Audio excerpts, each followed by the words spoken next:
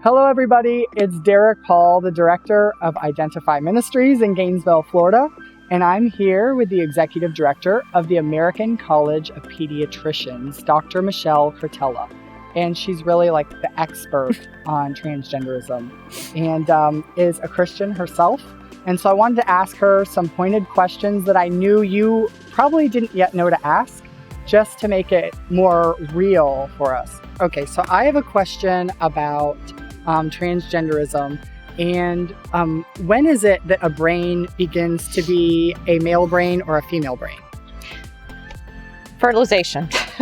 So at fertilization, that determines the sex of it determines your sex, the sex of every cell in your body. Mm-hmm. And that's because at that moment, you either have two X chromosomes or an X and a Y chromosome. Mm-hmm. And the genetic material in those chromosomes will determine whether you go down the female path mm-hmm. or the male path. Right. They're all intersex. Right. So we have to correct that term. Okay. Intersex is really a misnomer. Mm-hmm. 99.98% of all babies born are unambiguously. You look at their bodies and you can say boy or girl. 99.98%, right? Unambiguous. Well, what about that 0.02%?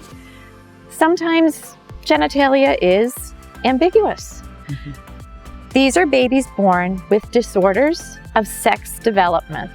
Mm-hmm. Rare birth defect, basically, right? Mm-hmm.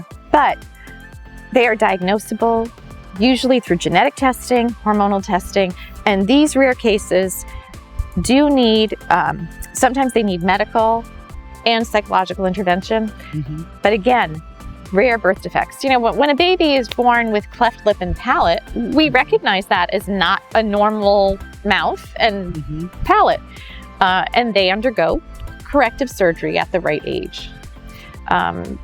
So there's not truly an intersex person.